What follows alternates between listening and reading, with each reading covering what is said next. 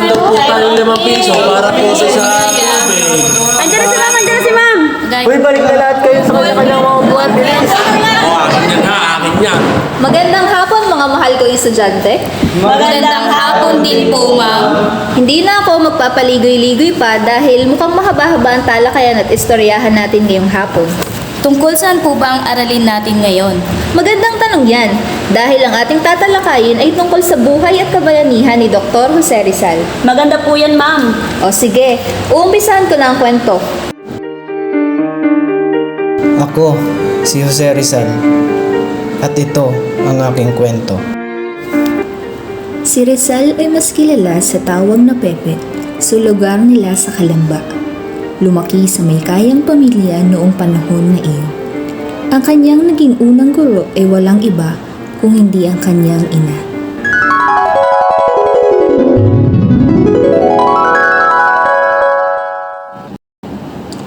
Pinagsabihan ng inang gamo-gamo ang kanyang anak na huwag lumapit sa lampara upang hindi siya masunog, ngunit hindi nakinig ang anak. Siya ay lumipad at naglaro malapit sa apoy ng lampara at walang ano-ano ay naagip siya ng apoy at namatay. Kung nakinig sana ang anak sa kanyang ina, sana ay hindi siya napahamak. Pepe, naiintindihan mo ba ang kwento ng batang gamo-gamo? Opo, pero gayon po ba yun, ina? Oo, Pepe. Kaya't hindi mo dapat tularan ang batang gamo-gamo sapagkat kung nakinig siya at hindi lumapit sa apoy ay hindi sana siya nabuwis ang buhay. Ngunit ina, ako ay isang batang matapang. Bakit ko pipigilan ang aking sarili sa pag-abot ng aking gusto? Gaya ng batang gamo-gamo, siya ay naaakit sa apoy kaya siya ay namatay. Kung gusto ko po ba makahanap ng mga kasagutan sa aking katanungan, kakailanganin ko rin po bang ibuwis ang aking buhay gaya ng batang gamo-gamo? Dito nagsimula ang hangarin ni Rizal na hanapin ang mga kasagutan sa mga tanong na bumabagabag sa kanyang isipan.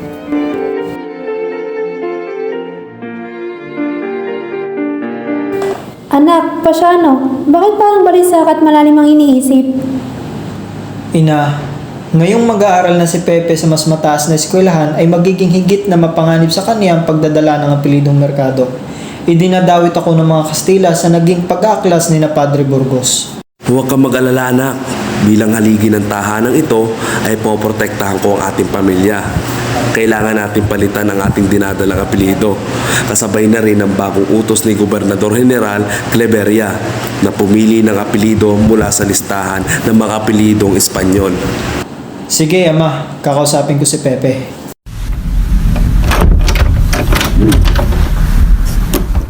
Pepe, halika. May mahalaga akong sasabihin sa'yo. Ano yun, Kuya Pasyano? Simula ngayon ay hindi mo na maaaring gamitin ang apelidong merkado. Ito ay sa kadahilan ng magiging mapanganib sa iyo ang pagdadala ng apelidong ito. Madadawit ka sa paghiganti ng mga kalabang Kastila laban sa pamilya natin. Kaya Pepe, pagbutihin mo ang iyong magiging pag-aaral. Opo, Kuya. Ngunit bakit si ina ay tila tutol sa pag-aaral ko sa mas magandang eskwelahan? Sinasabi niyang kaalaman na magdadala sa akin sa kamatayan. Huwag mong isipin yon, Pepe. Ang kaalaman ang magdadala sa atin sa mas magandang kinabukasan. Kaalaman rin ang magiging susi upang mabago natin ang sitwasyon ng ating bayan.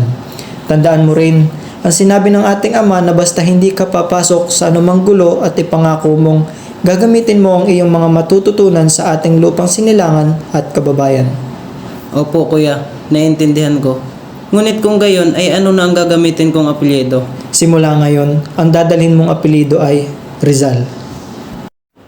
Matapos mapagkasundoan ng pamilya ang magiging hakbang sa pag-aaral ni Pepe, ay dinala ni Pasyano ito sa Maynila. Pepe, nandito na tayo. Ang ganda naman dito, Kuya. Nasaan ba tayo? Ito ang Intramuros, ang Maynila. Dito matatagpuan ang Ateneo Municipal kung saan ka mag-aaral. Nang makita ni Pepe ang paaralan na kanyang papasukan, siya ay nasabik mag-aral. Ngunit, Ikaw ba si Jose Rizal? Opo. Hindi ko matatanggap ang iyong aplikasyon. Sa 11 taong gulang na bata ay hindi sapat ang iyong laki at pangangatawan. At isa pa, nahuli ka ng magpatala. Paano ang ating gagawin, Kuya? Huwag kang mag-alala, gagawa ng paraan ng ating mga magulang. Dahil sa unang problema, kinailangan nilang humingi ng tulong sa kanilang tiyuhin na si Manuel Jerez.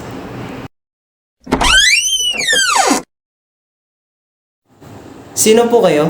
Huwag kang mag-alala, Jose. Ako ang iyong tiyuhin at tutulungan kitang makapasok sa Ateneo. Sa tulong ni Ginoong Manuel ay tuluyan namang nakapasok si Jose sa Ateneo Municipal. Dito ay nagsimula ang kanyang karera sa isang magandang paaralan at mas kinilala bilang Jose Rizal. Sa paglipas ng panahon at pagbibinata ni Jose, ay nabighani siya sa ganda ng isang dalagang nagngangalang Leonora. Leonora, iparinig mo naman sa amin at sa kaibigan kong si Jose ang iyong bukod tanging talento. Paunlakan mo naman kami ng isang magandang awitin. Oo nga, nang marinig naman ni Jose ang malanghel mong tinig. Ano ba kayo? Nakakaya naman kayo, Jose. Ano ka ba naman, Leonora? Huwag ka na maya sa akin dahil balita ko nga ay napakaganda ng iyong tinig. Naghandog na nga ng isang awitin si Leonora para sa bagong kaibigan na si Jose. Tama nga ang mga usap-usapan tungkol sa iyong tinig. Napakahusay mo pala talagang umawit. Lalo mo akong napaibig. Ito nga pala ang munting rosas para sa iyo. Munti man ito sa paningin ng iba, ngunit ito ay sumisimbolo sa pagtingin ko sa iyo. Tulad ka ng isang rosas. Rosas? Bakit? Sapagkat gaya nito, lumilitaw ang iyong ganda at malinis na damdamin. Binibigyan mo ng kadalisayan ng aking buhay. At doon nga nagsimula ang pag-iibigan ni Jose at Leonora. Bago magtungo pa Europa si Jose, muli muna siyang bumisita sa naiwan niyang pamilya sa Calamba. O anak, kumain ka ng kumain upang may sapat kang lakas sa pagpapatuloy mo sa iyong karera. Opo, ina. Salamat po sa inyong suporta at di ko kakalimutan ang pangako ko sa inyo na gagawin ko ito hindi para sa aking sarili, kundi para sa bayan. Ina, makikilagyan naman po ng tubig ang aking baso.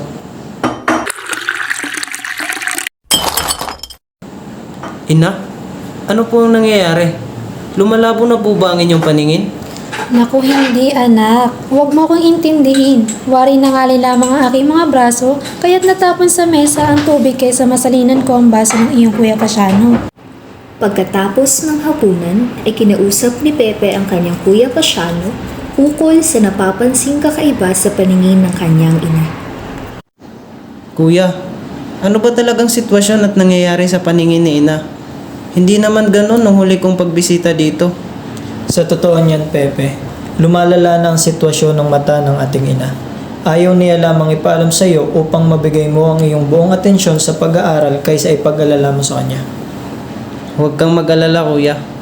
Pupunta ako sa Europa upang ipagpatuloy ang aking pag-aaral ng medisina. Pagkatapos ay babalik ako dito upang gamutin ang mata ng ating ina. Ipinagpatuloy na nga ni Pepe ang kanyang pag-aaral sa Europa kasama ang iba pang mga Pilipinong nabigyan ng pagkakataong makapag-aral sa ibang bansa. Hindi ako naparito upang magliwaliw, kundi para mag-aral. Matuto sa medisina kasama ng aking ibang mga kasamahan at mag-obserba sa pamamalakad ng mga Espanyol. Humanap ng butas at gamitin ito laban sa kanila.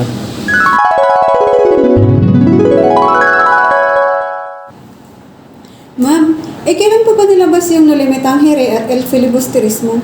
Oo nga po. Parang patapos na yung istorya nyo, pero di nyo pa po nababanggit ang mga pinakakilalang gawa ni Rizal. Teka muna, ito na nga.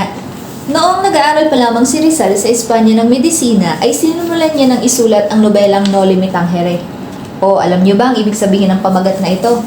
Opo, ma'am. Ibig sabihin po nito sa Tagalog ay huwag mo akong saringin at sa English naman ay touch me not. Magaling! Sinulat naman niya ang kalahating parte ng nobela noong siya ay nasa Germany. Noong panahon na ipapalimbag niya ito ay naubusan ng pondo si Rizal. Kaya naman, tinawagan niya ang isa niyang kaibigan na si Maximo Viola upang pahiramin siya ng perang pampalimbag ng sinulat niyang nobela. Ayon din sa ibang mga mananalaysay ay muntik nang sunugin ni Jose Rizal ang orihinal na kopya ng nobela niya Ngunit sakto naman na natanggap niya ang telegrama ni Viola upang pahiramin siya ng paunang bayad sa palimbagan ng aklat. O, sino may ideya kung anong sunod na nangyari? Ako po. At doon na nga nalimbag ang unang mga kopya ng No Limitang Here na nasa wikang Espanyol. Ito ay unang nabasa ng mga Kastila na panahon na iyon dahil sa wikang ginamit sa aklat na sayang gustong mangyari ni Rizal. Tama iyon. E paano naman po nabuo ang El Filibusterismo? Sige. Unang bumalik si Rizal sa bansa noong 1887 upang gamutin ang mata ng kanyang ina. Nagpatayo rin siya ng klinika sa Calamba. Noong mga panahong iyon, niya din sinimulang gawin ng El Filibusterismo. Ipininta niya din ang ilang magagandang tanawin na makikita sa Calamba noong namamalagi siya roon. Sa mga panahong ito ay kumakalat ng impluensya ng kanyang unang akdang No Limitang Here at nagudyat lalo sa mga prayle na gumawa ng hakbang upang maparusahan si Rizal. Umalis si Rizal ng bansa noong 1888 na may sama ng loob. Itinuloy niya ang pagsusulat ng El Filibusterismo sa London noong 1888 at natapos ito noong 1891 sa Biarritz. Naintindihan ko na po, ma'am. Oo nga po. Gusto niyo po bang ituloy ang kwento ko? Opo! Muling bumalik si Rizal sa bansa noong taong 1892. Dr. Jose Rizal, kinagakalang kong makilala kayo. Ikinagagalak ko ding makita at makilala kayong lahat. Ako ay nagbabalik na sa ating inang bayan at ngayong araw ay itatatag na natin ang La Liga Filipina.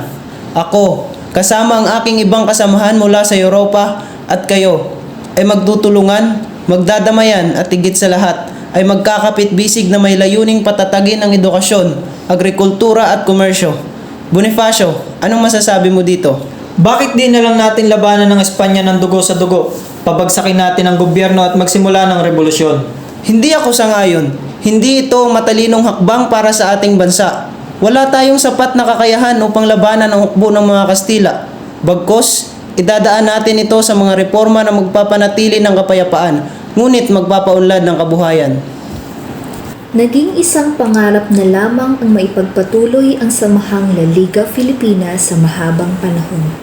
Agad na pinadampot si Rizal ng gobyernong Kastila dahil sa mga nasamsam sa kanyang mga akdang pampanitikan at sa pag-aalala ng gobyerno sa nagbabadyang revolusyon. Ipinatapon siya sa dapitan noong taong 1892. Pagkalipas ng ilang araw, Hello, good day. You must be the famous Rizal. I am Josephine Bracken. I am an Irish but we're from Hong Kong. Irish? Now I'm not surprised. Women in your country are really beautiful. By the way, yes, I'm Rizal. lumalim ang pag-iibigan ni Jose at Josephine at nagbunga ito ng supling. Ngunit sa hindi inaasahan ay binawi agad ang buhay ng sana ay nag-iisang anak ni Pepe.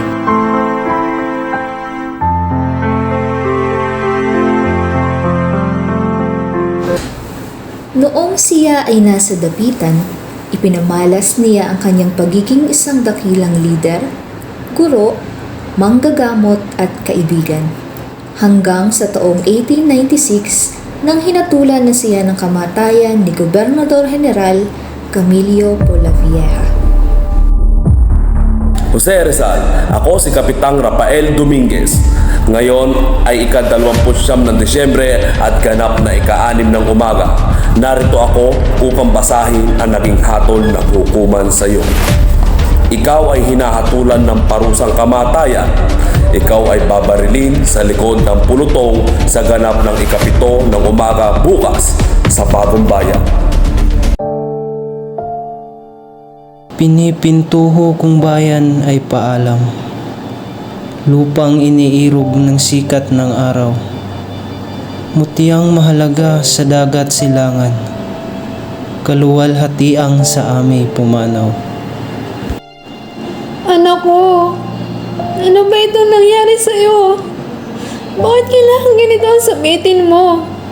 Hindi ko kakayaning mawala ka, anak ko. Pepe, ikaw ay mahal na mahal ko.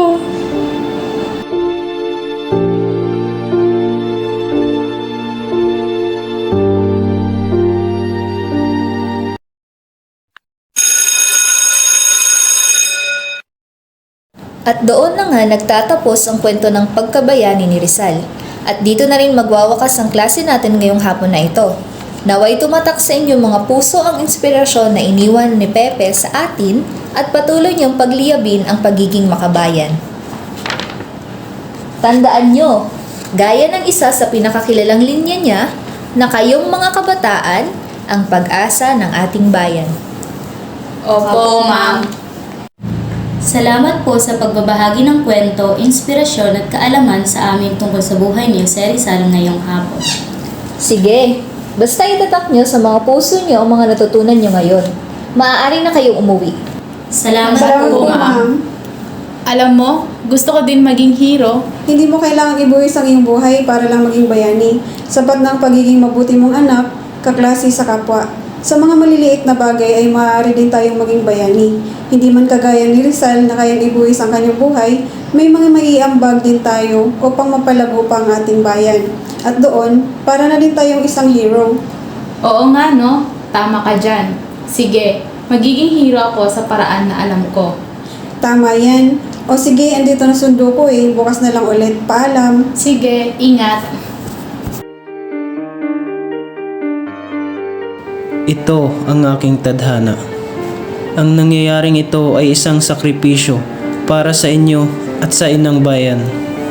Naway ang mga pagkakamali ng nakaraan ay gawin yung aral upang sa gayon ay hindi na maulit sa hinaharap.